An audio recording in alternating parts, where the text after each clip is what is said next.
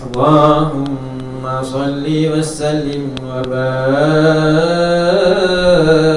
alaihi wa ala alihi sallallahu salam alaihi.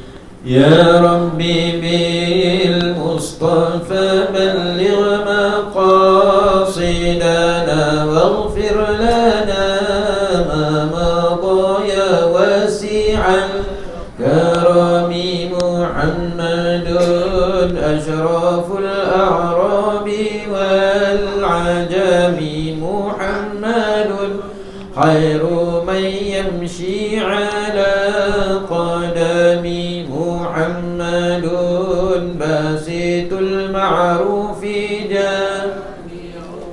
Muhammadun sahibul ihsani wal karami Muhammadun tajur ruslillahi qatibatan Muhammadun sadiqul wali wal kalimi Muhammadun sabitul mitsaqi hafizuhu tayyibul akhlaqi wasyiyami Muhammadun jubilat binuri tinatuhu Muhammadun lam yazal nura minal qidami ruhul li anfusina Muhammadun syukruhu ala al-umami Muhammadun rahimallahu al-ibada bihi insya'i min adami Muhammadun zinatud dunya wa bahjatuha ummati wa zulami Muhammadun dahi kulli dhaifi mukrimuhu jaruhu wallahi lam yuzami Muhammadun ammana ihsanu ni'matihi siru ilmi lawhi wal qalami Muhammadun ghairu ma'rufin yadumu lana madahuhu yashfi minas saqami Muhammadun la nara syafa'atuhu Muhammadun khairu da'in inda muzdahami Muhammadun yawmu ba'thun nasi syafi'una khadamun li rusli kullihi min maulaya salli wa sallim daiman abada bika khairi khalqi kullihi min maulaya salli wa sallim daiman abada bika khairil khalqi kullihim. Allahumma salli wa sallim wa barik alaihi wa ala alihi sallallahu salam alaihi. Tuan-tuan, perempuan yang dirahmati Allah Subhanahu wa taala, alhamdulillah di waktu duha ni kita dipilih oleh Allah Subhanahu Wa Taala untuk hadir ke surau ni, untuk sama-sama duduk dalam satu majlis ilmu, yang mana kita sambung membaca kitab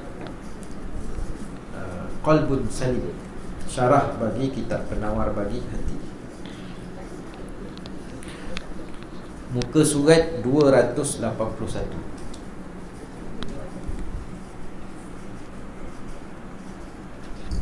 Laju ni kita baca kitab ni.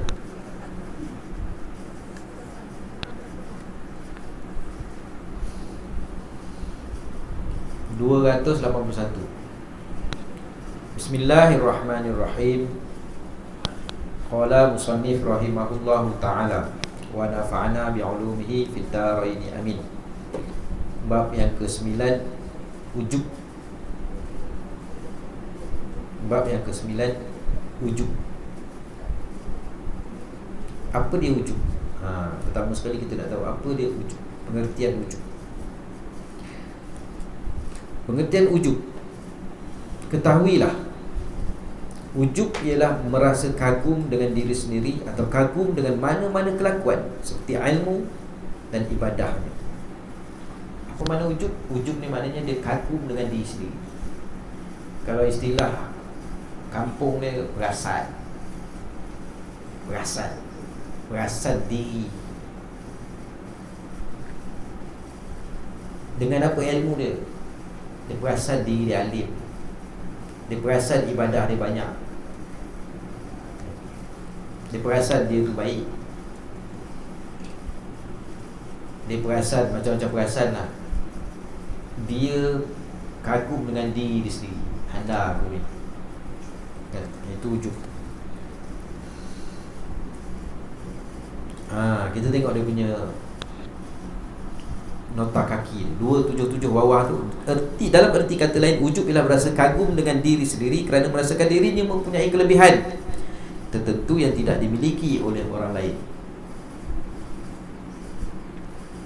Dia merasa diri dia lebih daripada orang lain. Dia merasa. Kita merasa diri kita lebih pandai, lebih alim, lebih banyak ibadat, banyak kelebihan lah kita rasa. Itulah ujub. Ada tak kita merasa macam tu? Ada tak ada ni Allah Ta'ala maha mengetahui. Orang tak tahu kan? Ada ke tak ada? Itu kalau ada, kita istighfar. Tu je cerita dia kan. Kalau ada perasaan macam tu, istighfar, astagfirullah.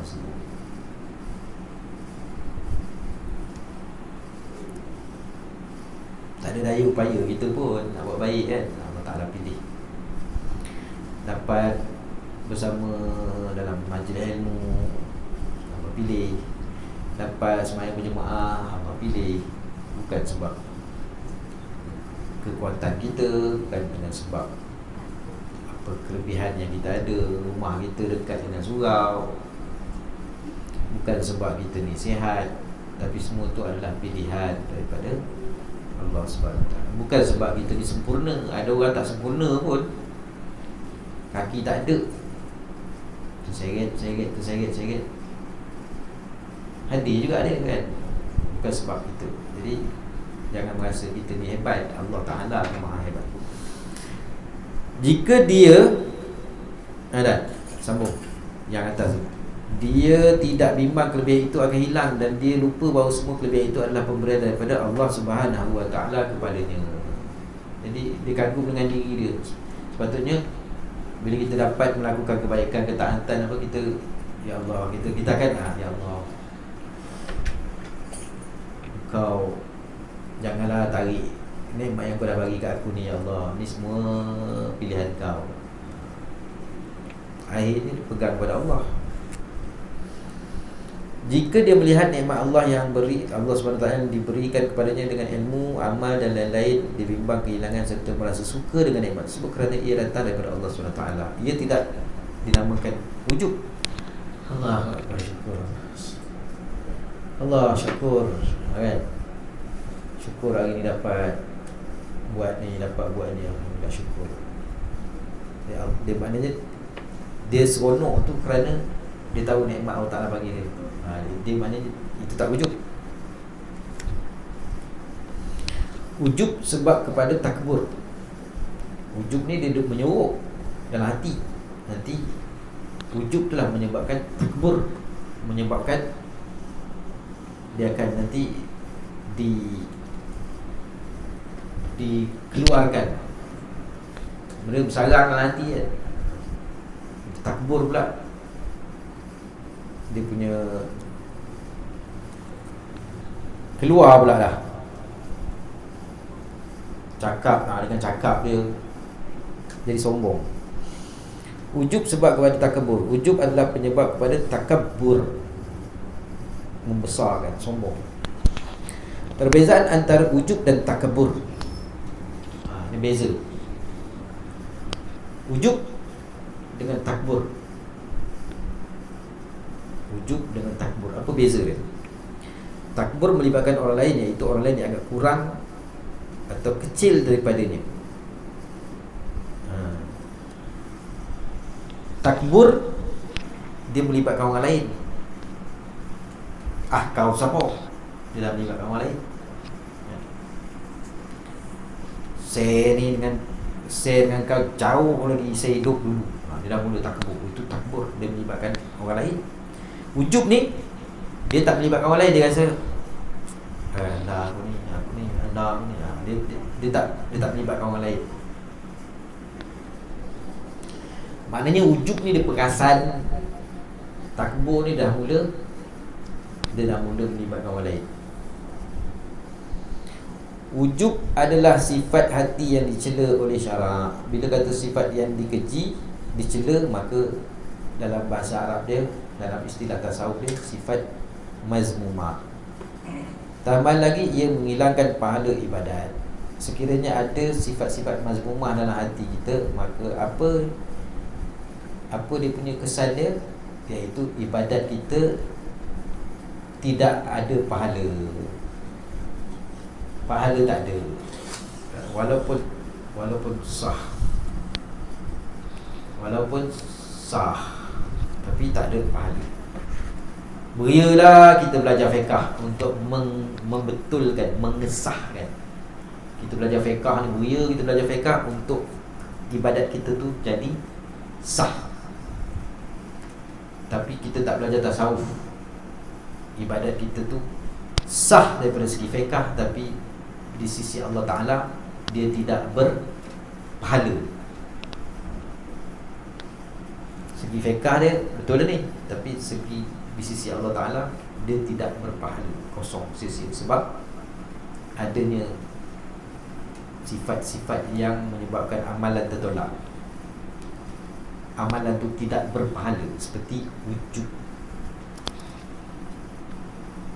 riya dan sebagainya. Allah Subhanahu wa taala berfirman, laqad nasarakumullahu fi mawatin katsiratin wa yawma hunainin id a'jabatkum kathratukum falam tughni ankum syai'a. Sesungguhnya Allah telah menolong kamu dalam banyak medan perang dan perang Hunain, iaitu terletak di antara Mekah dan Taif. Semasa kamu bermegah dengan bilangan kamu yang ramai, maka ia tidak memberi faedah kepadamu sedikit pun.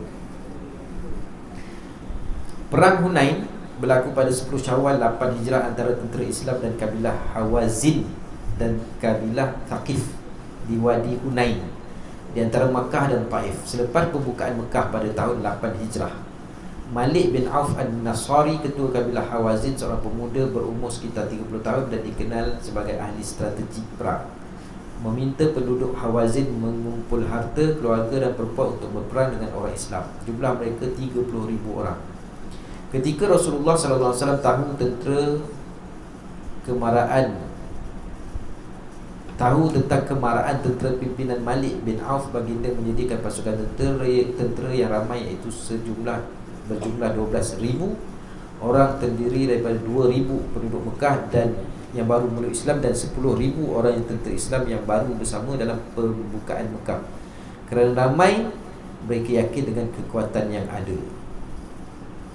Bila lupa yang pertolongan Allah, bila dengan rasa ramai, ni kita ramai, tak ada halnya ni. Padahal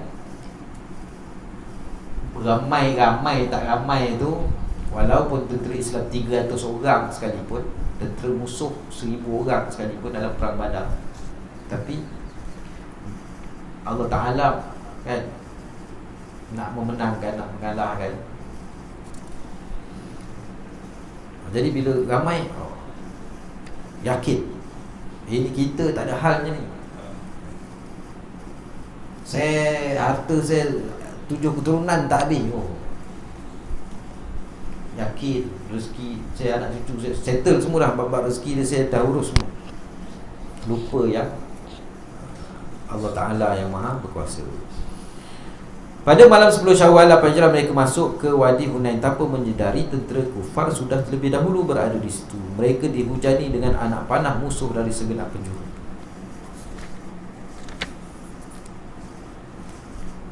Pada peringkat awal tentera Islam kalah. Allah Subhanahu wa taala berfirman, wa yauma hunainin iz a'jabatkum kathratukum falam tughni ankum syai'an wa dhaqat 'alaikumul ardu bima rahubat thumma wallaitum mudbirin. Dan pada hari Hunain, iaitu semasa kamu merasa megah dengan sebab bilangan kami yang ramai, maka bilangan yang ramai itu tidak mendatangkan faedah kepadamu sedikit pun. Rasulullah SAW mengambil segenggam tanah kemudian melemparkan ke arah musuh sambil membaca syahatil wujuh, hinalah semua wajah, setiap mata orang kafir dimasuki tanah tersebut. Allah Subhanahu wa taala berfirman, wa ma ramaita iz ramaita walakinnallaha rama. Dan bukanlah engkau wahai Muhammad yang melempar ketika engkau melempar, akan tetapi Allah jugalah yang melempar untuk membinasakan orang kafir. Akhirnya Allah SWT memberi kemenangan kepada tentera Islam. 4 tentera Islam gugur syahid dan lebih 70 orang terbunuh daripada pihak musuh. Selepas itu pada bulan Syawal yang sama berlaku peperangan di Taif kerana musuh lari ke sana, termasuk Malik bin Auf dan kebanyakan tenteranya. Rasulullah SAW bersama pasukan tentera Islam mengepung Taif selama 18 hari. Pertempuran sengit berlaku di Taif sebagai satu cara untuk melemahkan musuh. Baginda menawan kebun-kebun anggur mereka. 12 orang tentera Islam gugur syahid. Catatan perang dalam sejarah Islam. Patut kita baca dia punya kisah sejarah. Ini perang Hunain. Jadi dalam peperangan dalam Islam ni banyak peperangan berlaku. Tapi seingat saya masa saya sekolah dulu, sekolah rendah kan, zaman-zaman tuan-tuan, ada kisah perang Badar, perang Handak, perang. Tapi hari ini kalau buka silibus pendidikan Islam, cerita bab-bab perang ni sudah tidak ada. Jadi anak-anak kita tak tahu kisah peperangan tentera Islam. Silibus sekolah menengah saya tak tahu, tapi sekolah rendah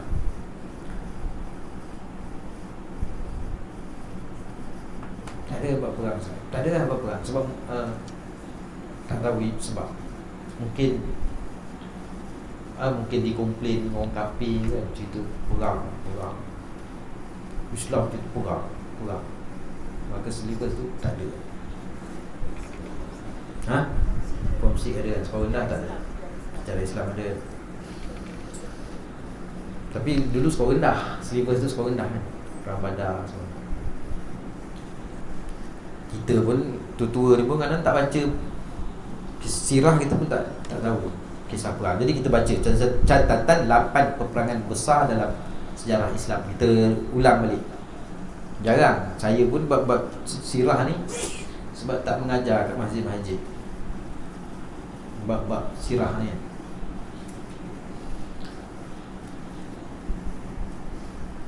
Kalau cerita bab sejarah ni, saya suka dengar yang tabung haji punya siapa? Dia dalam radio tu, Ustaz Daud Cik Ngah. Dengar radio kan tu kan. Detail hari kita ingat, tapi memang ikuti kisah dia tu. Perang Badar, peperangan besar pertama, perang Badar berlaku pada 17 Ramadan 2 Hijrah di Badar. 2 Hijrah maknanya masa tu Nabi dah 2 tahun berhijrah daripada Mekah ke Madinah. Tentera Islam seramai 313 orang dengan hanya 2 kuda perang dan 70 unta bertempur menghadapi pasukan kufar Quraisy Mekah seramai 1000 orang. Ni perang zaman Nabi, perang gentle. Bukan perang zaman sekarang kan, jauh-jauh punya kan, tekan pergi peluru. Zaman Nabi ni gentle punya kan, memang kena hadap depan-depan punya.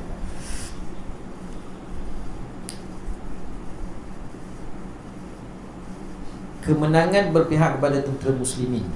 70 orang kafir musyrikin terbunuh, termasuklah ketua mereka Abu Jahal. Abu Jahal dengan Abu Lahab ni tak sama. Ni Abu Jahal. Sebenarnya Abu Jahal ni dia mati masa perang Badar. Utbah bin Rabi'ah dan saudaranya Syaibah serta anaknya Al-Walid.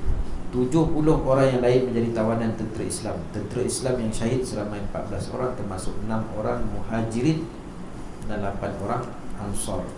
Ini secara ringkas peperangan yang pertama, perang Badar lah, ya.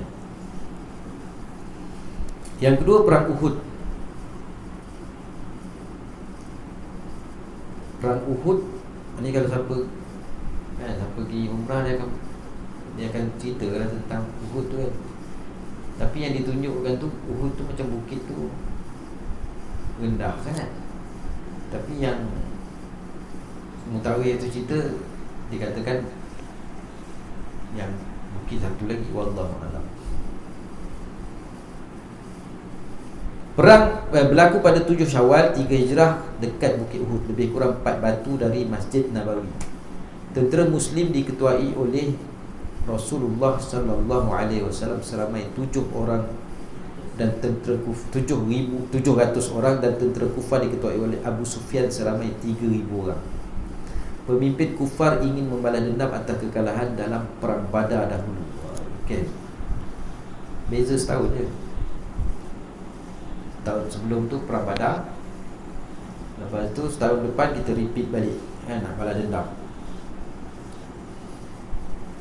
Pemimpin Kufar ingin balas dendam atas kekalahan dalam perang Badar dahulu. Pada peringkat awal tentera muslimin menang, kemudian diperangi semula oleh tentera Kufar pimpinan Khalid bin Al-Walid. Ketika itu masih belum Islam. Apabila pasukan memanah muslimin turun dari bukit Rumah, bukit pemanah, seorang musuh melempar Rasulullah SAW dengan batu yang menyebabkan gigi dekat gigi manis bagi dia patah. Mana gigi manis? Sini tepi kan? Gigi manis. Selalu orang kalau masa kecil-kecil sempatlah saya tengok orang letak emas kat gigi tu. Dia tak letak gigi depan, dia letak gigi manis. Ingatkan jari, dia ada jari manis kan? Jadi emas letak kat gigi. Orang lelaki pakai tak apa, emas dia kira emas sebagai apa? Macam boleh hukum tu. Bukan kata-kata kan, yang pakai untuk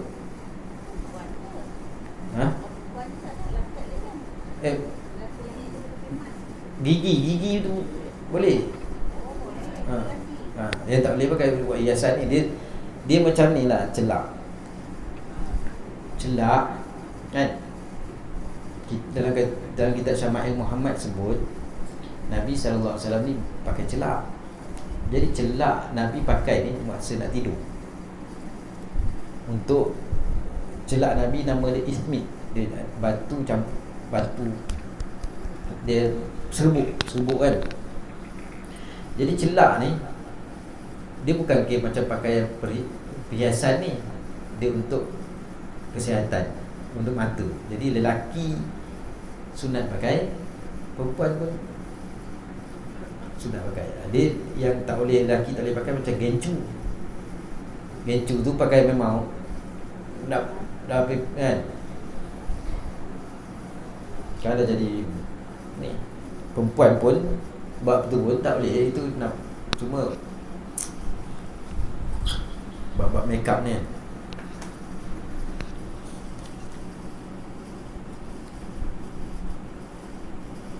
Jadi masa kisah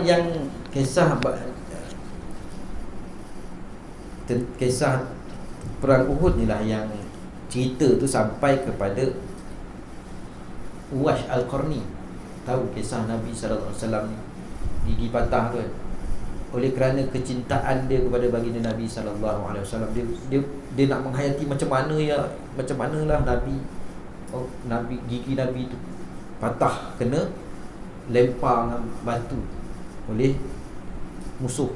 Jadi dia ambil batu, dia nak merasakan macam mana kesakitan yang Rasulullah SAW rasa. Tu Uwash Al-Qarni. Sebab apa? Dia punya kecintaan dia kepada baginda Nabi SAW. Ya Allah, macam manalah sakitnya Nabi bila dia patah gigi dia tu.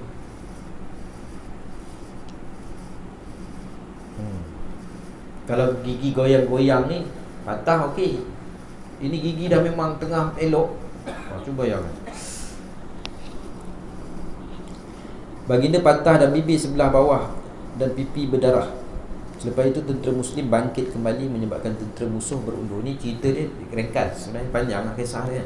Punca dia, tentera Islam tidak mendengar arahan daripada Nabi SAW. Pengajaran dia, pengajaran dia. Lepas itu tentera Muslim bangkit kembali menyebabkan tentera musuh berundur. 70 tentera Islam syahid, termasuklah ketua syuhada Sayyid Asy-Syuhada Sayyidina Hamzah bin Abdul Muttalib, ayah saudara Rasulullah sallallahu alaihi wasallam. Kemudian perang Hudaibiyah dan Bai'atul Ridwan. Rasulullah sallallahu alaihi wasallam bermimpi masuk ke Kaabah bersama para sahabat secara aman, dalam keadaan bercukur rambut dan ketika dipotong pendek. Bertolak dari Madinah hingga sampai ke Asfan, lebih kurang 100 km daripada Mekah.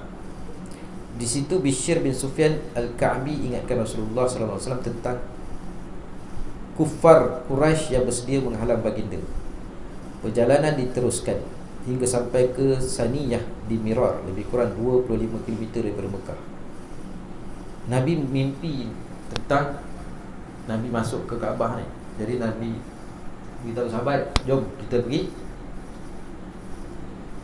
ke Mekah. Bukan nak tujuan berperang, tapi nak pergi buat umrah. Lepas tu tentera orang Quraisy ni, orang kafir ni, dia tahu kan? Dia tahu. Jadi dia pun hari ni kita perang. Orang datang bukan nak pergi perang, tujuan lain. Perjalanan teruskan sampai Saniyah Al-Mira, lebih kurang 25 km daripada Mekah. Musyrikin Quraisy, tapi kalau sekolah rendah sirah ada bab-bab perjanjian Hudaibiyah, itu ada, perjanjian tu ada. Tapi cerita perang Badar, kisah perjanjian hijrah Nabi, itu ada. Hijrah Nabi ke Madinah, perjanjian Hudaibiyah,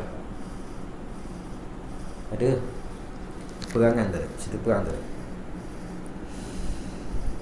Musyrikin Quraisy mengantar Urwah bin Mas'ud ke situ untuk berbincang. Rasulullah sallallahu alaihi wasallam mengutus Sayyidina Utsman untuk memberitahu bahawa Rasulullah sallallahu alaihi wasallam datang bukan untuk berperang tetapi untuk menziarahi Kaabah. Jadi orang kafir ni hantar bincang. Kemudian Rasulullah sallallahu alaihi wasallam hantar Sayyidina Utsman bincang ni. Kita datang baik, dia orang datang nak ingat nak perang. Kemudian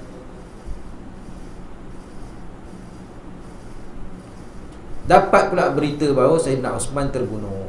Ini hantar bincang. Lepas tu dapat berita kata Sayyidina Utsman dalam bincang tu kena tangkap, kena bunuh. Terjadilah Bai'atul Ridwan, perjanjian ni. Ni orang Islam ni dah buat satu bai'ah Ar-Ridwan, sebab nama tempat tu. Bersumpah setia membela Utsman bin Affan. Musyrikin Quraisy utus lagi Suhail bin Amru berbincang supaya Rasulullah SAW dan rombongan tidak memasuki Mekah pada tahun ini. Berlaku perjanjian Hudaibiyah di Hudaibiyah. Jadi bila dapat berita Sayyidina Osman kena bunuh, dia orang pun, Rasulullah dengan para sahabat semua buat perjanjian, apa cerita pun hari ni kan tujuan kita baik, tapi Sayyidina Osman dah kena bunuh, kita serah. Dia orang pun tahu, hantar pula wakil. Tapi sebenarnya Sayyidina Osman tak kena bunuh, bincang kan. Jadi macam ni, tahun ni balik dululah, ni nanti kecoh nanti ni. Maka berlakulah perjanjian Hudaibiyah di Hudaibiyah. Adalah dalam perjanjian tu, perjanjian Hudaibiyah tu, gencatan senjata ke apa kan. Itu lebih detail tengok pada bab perjanjian Hudaibiyah. Kemudian perang Khandaq, itu perang Parit atau perang Ahzab, berlaku pada bulan Syawal 5 Hijrah 627 Mesir. Kaum-kaum Yahudi Madinah termasuk Bani Quraizah, Bani Nazir dan Bani Qainuqa. Ini Yahudi yang duduk di Madinah ni 3 kuah, Bani Quraizah, Bani Qainuqa, Bani Nazir, bergabung dengan kufar Quraisy Mekah seramai 10,000 untuk menyerang orang Islam. Orang Islam menggali parit sebagai benteng sedalam 3 meter, selebar 7 meter. 3 meter lebih tinggi, 1 meter, 2 meter, 3 meter. Lebar dia 7 meter.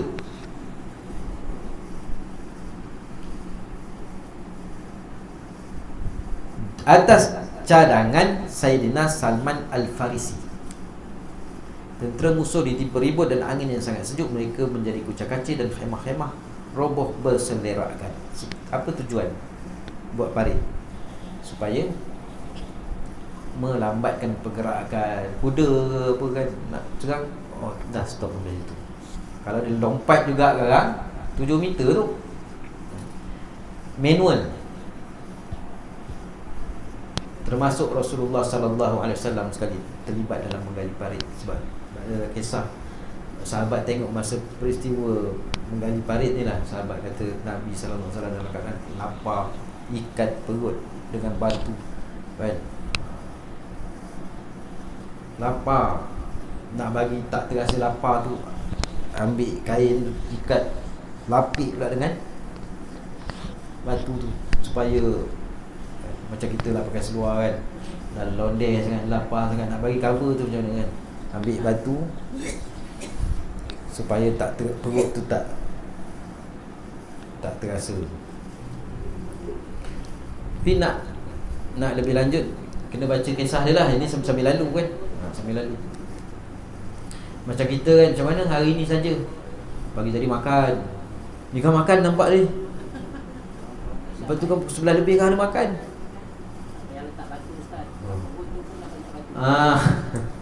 Tak payah letak batu lah memang perut penuh lah. Perang Khaybar berlaku pada 7 Hijrah di Khaybar. Jadi peperangan ni berlaku, dia jarak dia tak ada lah lama, 2 Hijrah, 3 Hijrah, 5 Hijrah, selang 2 tahun, selang 2 tahun, selang setahun. 120 batu daripada Madinah. Dari Madinah, Khaybar adalah kota yang kuat dibentangi oleh 8 tembok. Yahudi Khaybar adalah Yahudi paling bengis dan paling kuat daripada segi persenjataan. Setelah kalah dalam perang Khandaq, orang Yahudi masih memusuhi orang Islam dan mengumpulkan kaum-kaum yang terlibat dalam perang Khandaq untuk memerangi Nabi sallallahu alaihi wasallam dan orang Islam. Rasulullah sallallahu alaihi wasallam berperang bersama 1,006 orang tentera Islam. Rasulullah sallallahu alaihi wasallam memberi bendera perang kepada Sayyidina Ali. Kemenangan berpihak kepada tentera Islam. Seramai 15 orang sahabat gugur syahid dan tentera Yahudi yang terbunuh dalam perang ini seramai 39 orang. Perang Mut'ah berlaku pada 5 Jamadil Awal 8 Hijrah 629 di Mut'ah, 12 km di utara Kark, Jordan, 1,100 km dari Madinah. Utusan Rasulullah sallallahu alaihi wasallam Al-Harith bin Umair Al-Azdi yang diutuskan menyampaikan surat kepada Raja Bushra ditahan oleh Shurahbil bin Amru Al-Ghassani, gubernur wilayah Balqa di Syam. dia dipenggal kepada Rasulullah sallallahu alaihi wasallam mempersiap 3,000 orang tentera Islam yang dipimpin oleh Zaid bin Harithah ke Mut'ah. Tentera Islam bertempur dengan tentera kafir seramai 200,000 orang yang lengkap dengan senjata. Tentera Islam dipimpin oleh Zaid bin Harithah ke Mut'ah. Tentera Islam bertempur dengan tentera kafir seramai 200,000. Tentera Islam apa? 3,000. 200,000. Sayyidina Zaid bin Haris, Sayyidina Ja'far bin Abi Talib, Sayyidina Abdullah bin Rawahah syahid. Sayyidina Khalid bin Al-Walid menukar strategi perang. Tentera yang berada di sebelah kanan ke sebelah kiri, yang kiri ke kanan, yang di hadapan ke belakang, dan yang belakang ke hadapan. Tentera Rom menyangka tentera Islam telah bertambah ramai dan menggerunkan mereka. Tentera Islam akhirnya dapat mengalahkan tentera musuh. 3,000 lawan dengan 200,000 lengkap senjata. Perang yang mana depan-depan ni, bukan kata perang style senjata tekan pergi peluru bandu. Sebab tu dalam perang Hunain tu Allah menegur kan, jangan menyangka, jangan bangga dengan tentera kita yang ramai. Dia macam tu cara dia mencangkung.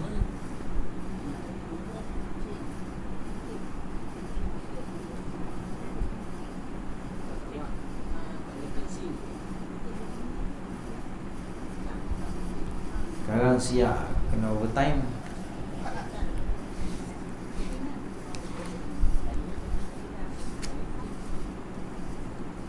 Jadi bukanlah sebab ramainya tentera kita boleh menang, tapi dengan pertolongan Allah Subhanahu Wa Taala. 3,000 dengan 200,000.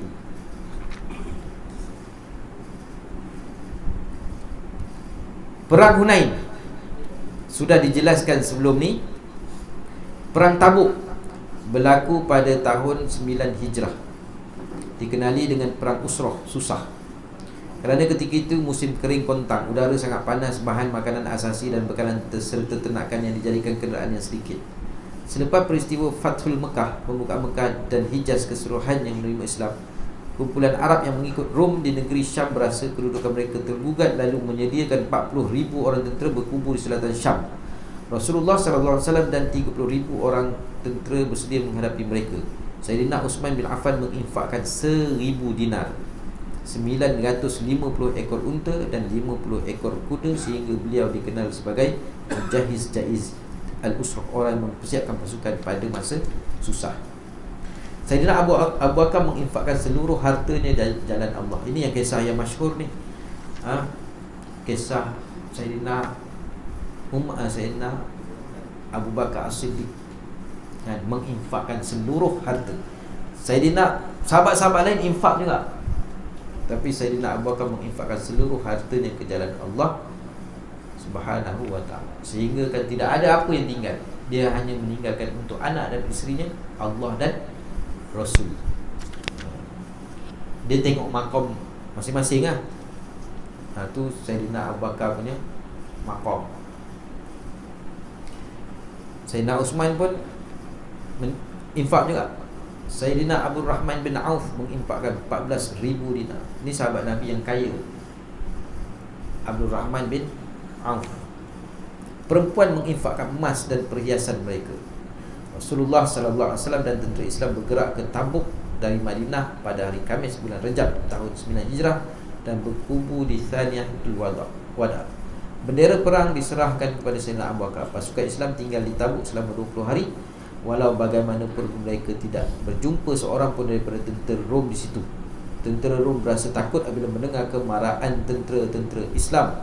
Sayyidina Umar mencadangkan kembali ke Madinah dan diterima Rasulullah SAW.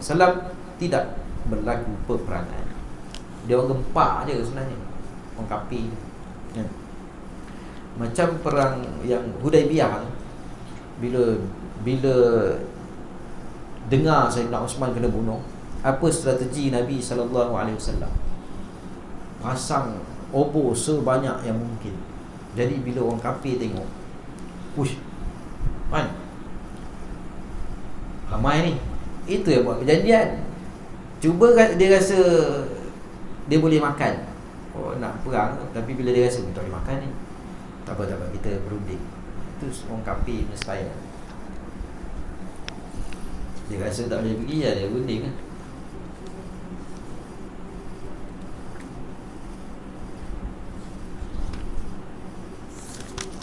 Jadi sebab apa dia selitkan cerita tentang peperangan tadi? Kerana nak menceritakan tentang dia buat perang Hunain tadi. Dalam perang Hunain tentera Islam ramailah sikit. Jadi rasa kita dah timbul perasaan, kan, terlupa yang menang tak menang ni Allah Ta'ala Maha berkuasa. Walaupun sikit, kan, tapi Allah Ta'ala dengan bantuan Allah Ta'ala menang tentera Islam.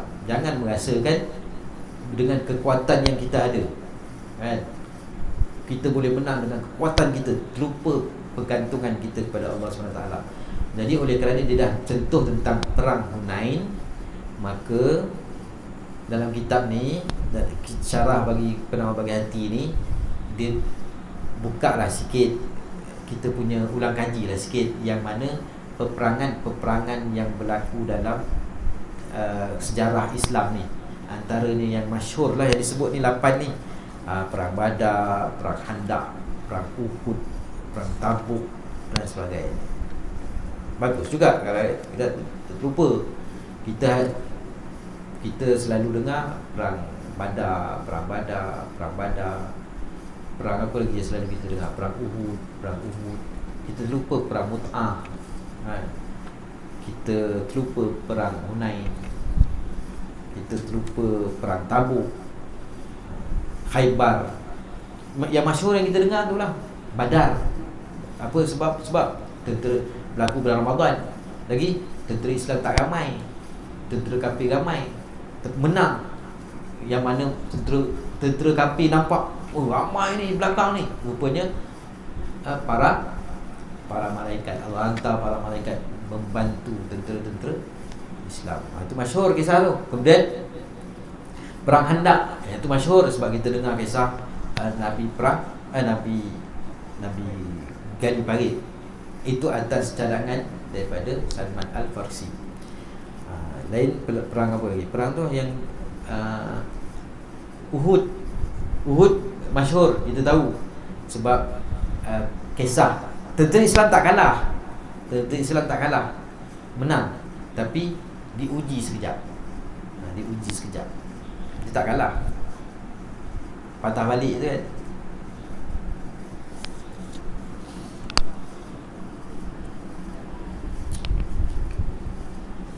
Habis cerita tentang perang tadi.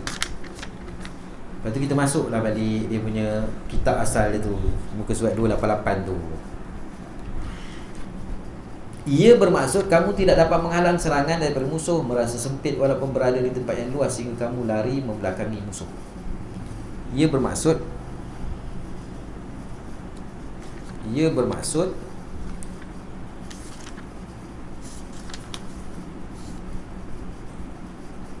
kamu tidak dapat menghalang serangan daripada musuh, merasa sempit walaupun berada di tempat yang luas sehingga kamu lari membelakangi musuh. Antara ayat dia punya tu, kita tengok dia punya nota kaki. Antara ayat lain menunjukkan ujub adalah haram ujub.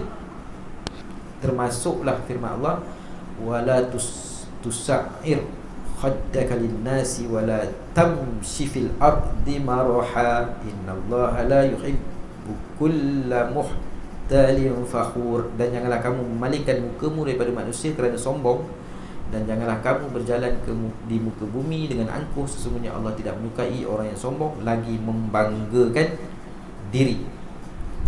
Rasulullah sallallahu alaihi wasallam bersabda,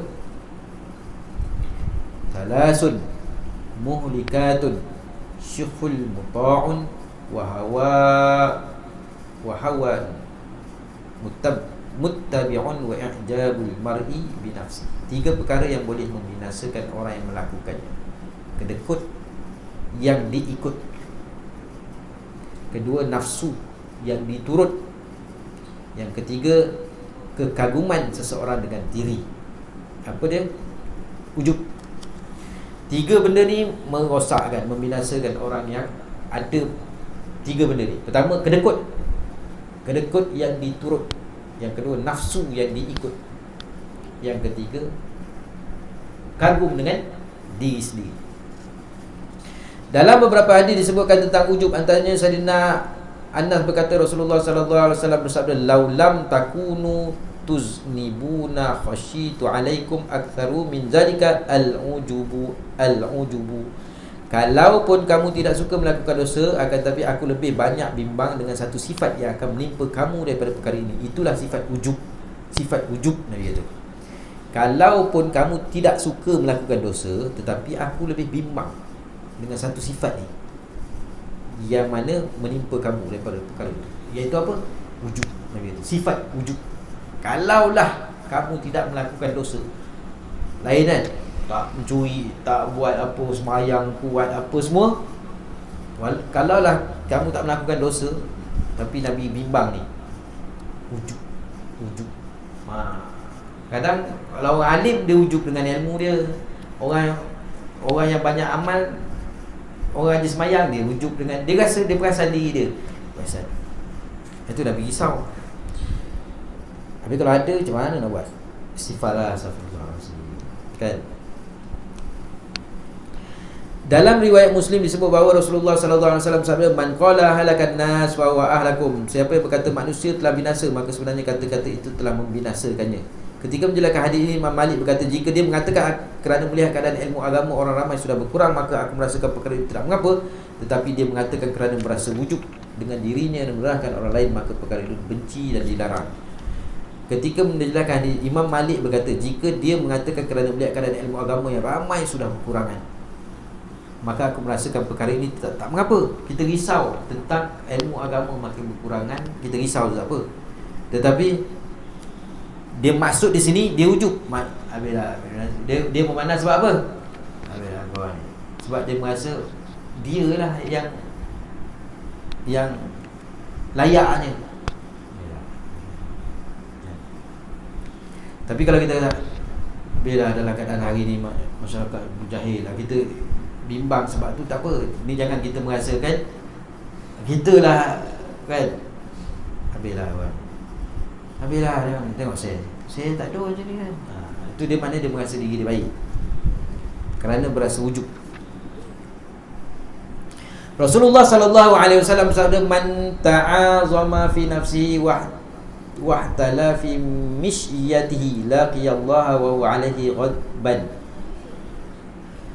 Sesiapa yang ingin menganggap dirinya besar, dirinya orang hebat dan patut dimuliakan dan sombong ketika berjalan, dia akan menemui Allah dalam keadaan Allah murka kepadanya. Siapa yang menganggap dirinya besar, dirinya orang yang hebat, dia ni patut dimuliakan dan sombong ketika berjalan, dia akan menemui Allah dalam keadaan Allah murka kepadanya.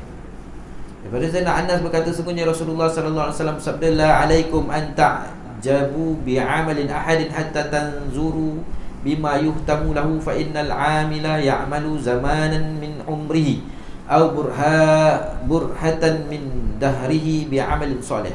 Law mata 'alaihi dakhala al-jannah, summa yatahawwalu fa ya'malu 'amalan sayyi'an wa innal 'abda la ya'malu burhatan min dahri bi'amalin syai'.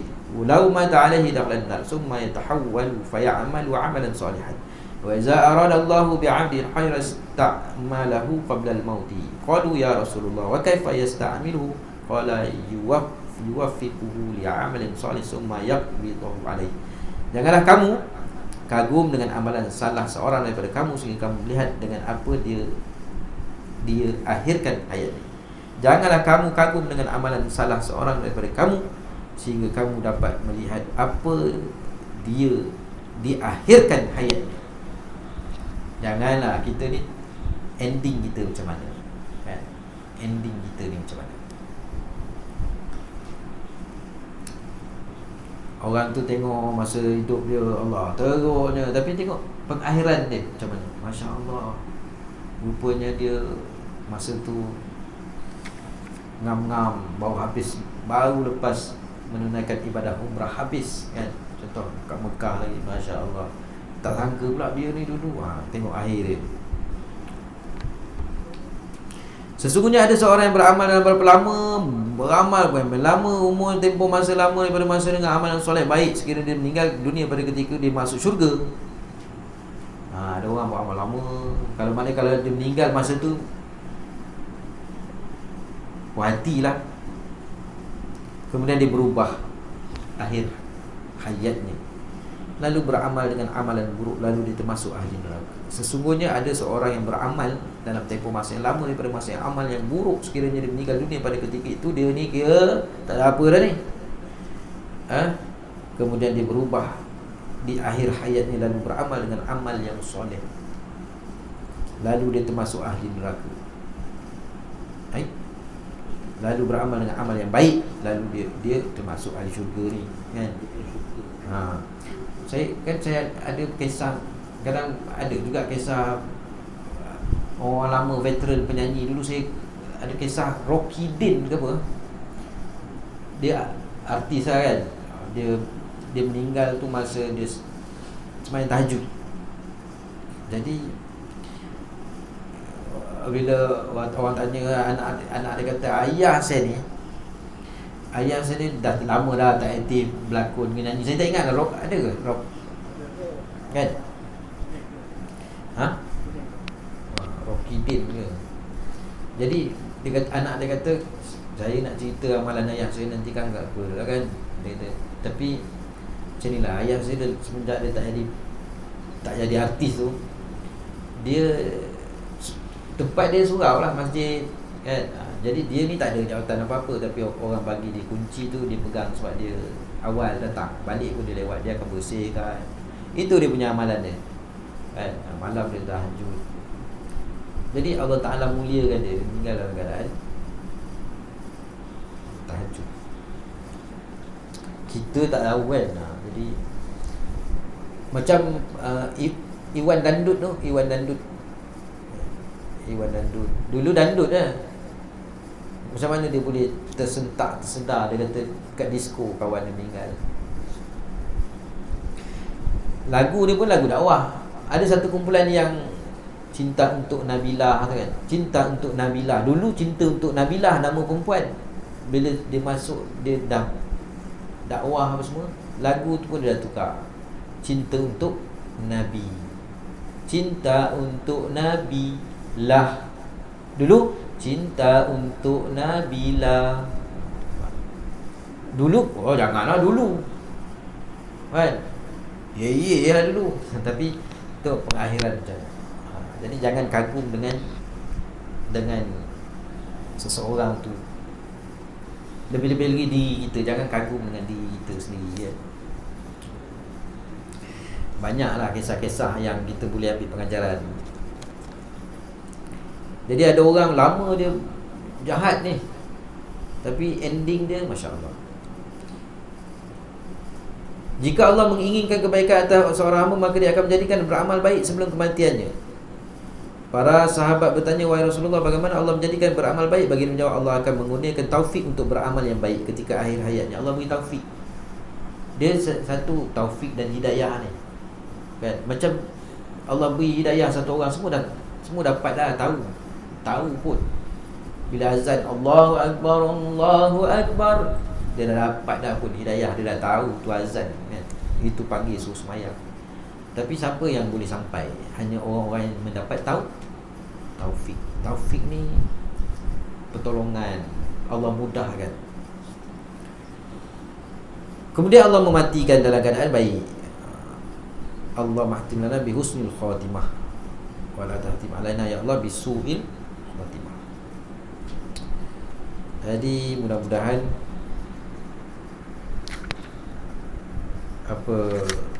kita ni kehidupan kita pengakhiran yang baik, ya.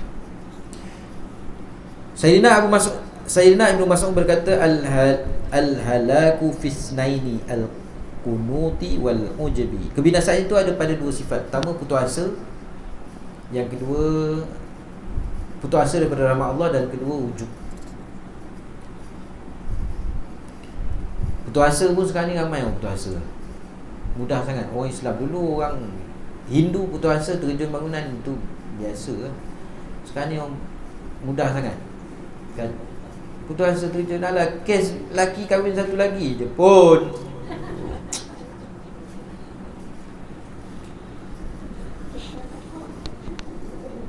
sampai nak terjun kan. Tak. Sebab kata Ustaz Hasbullah lah, saya apa, bila dia dia ngajar kita hikam kan, hati ni cinta tu, dia kata jangan di-share-share. Cinta tu untuk Allah. Ini kau punya cinta dengan lelaki, dia cakap tu lah. Setakat sayang-sayang dia, kalau yang mutlak hati tu untuk Allah, ini sampai nak terjun sungai pula dia. Sebab kan dulu terkejut juga. Dulu tak kisah kita tu, gantung diri, terjun bangunan, terjun sungai. Yang terbaru yang kat Kelantan baru ni, perempuan berpurdah lagi tu. Ingat, orang berpurdah ni, perempuan berpurdah ni kira, kalau lelaki tu macam jalan tak pernah tanggal jubah dengan serban lah tu dia kan? Sebab nak cari perempuan yang betul-betul kira orang hebat lah tu, dengan dia punya amalan. Tapi dengan budah-budah pun nak terjun juga sungai. Itu Nabi kata kebinasaan itu ada pada dua sifat. Pertama, putus asa daripada rahmat Allah, putus asa. Tak tahu putus asa, dia putus asa lah tu. Yang kedua, ujub. Wallahu a'lam. Kita sambung lah ya, sebab saya suara tadi dah tinggi sikit tadi.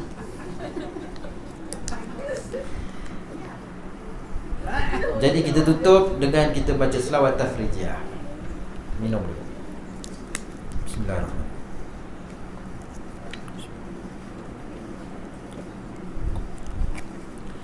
Bila saya Allahumma sambut sallallahu salamu alaihi. Sebab saya masa minggu maulid tu kat sekolah, setiap hari berselawat. Allahumma salli wa sallim wa barik alaihi wa ala alihi sallallahu alaihi wasallam. Hai. Ustaz tak nak macam ni. Ustaz nak biar sampai kan, sekolah saya sekolah Batu Ampar kan, depan tu kubur. Saya tak nak macam ni. Saya nak sampai orang kubur tu dengar. Macam tu sekali. Allahumma salli wa sallim wa barik alaihi wa ala alihi sallallahu. Tak nak sampai puas hati. Tapi kat surau kat masjid yang saya buat biasa, Allahumma salli wa sallim wa barik alaihi wa ala alihi.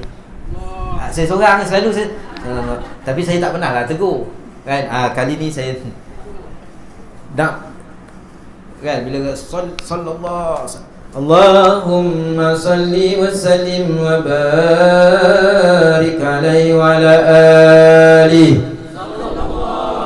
sallallahu salam alaihi. Allahumma salli salatan kamilatan wa sallim salaman tamman ala sayyidina Muhammadin alladhi tanhalu bil uqadu tanfariju bil kurabu wa tuqadda bil hawaiju wa tunalu bihir raibu wa husnul hawatimi wa yustasqal ghamamu biwajhil karim wa ala alihi wa sahbihi fi kulli lamhatin wa nafasin bi'adadi kulli ma'lum millah. Allahumma salli salatan kamilatan wa sallim salaman taman ala sayyidina Muhammadin alladhi tanhallu bil uqadu وتنفرج به الكرب وتقضى به الهوائج وتنال به الرغائب وحسن الخواتيم ويستسقى الغمام بوجه وعلى آله وصحبه في كل لمحة ونفس بعدد كل ما علم لك اللهم صل صلاة كاملة وسلم سلاما تاما على سيدنا محمد الذي وتنفرج به الكرب وتبقى به الهوائج وتنال به الرغائب وحسن الخواتيم ويستسقى الغمام بوجهه الكريم وصبه في كل لمحة ونفس بعدد كل معلوم لك اللهم صل وسلم وبارك عليه وعلى آله صلى الله وسلم عليه. أعوذ بالله من الشيطان الرجيم. بسم الله الرحمن الرحيم. الحمد لله رب العالمين والصلاة والسلام على الأنبياء والمرسلين وعلى آله وصحبه أجمعين. اللهم أرنا الحق حقا وارزقنا اتباعه وأرنا الباطل باطلا وارزقنا اجتنابه. اللهم يا مقلب القلوب ثبت قلوبنا على دينك وطاعتك. صلى الله على سيدنا محمد وعلى آله وصحبه وسلم. والحمد لله رب العالمين. السلام عليكم ورحمة الله وبركاته.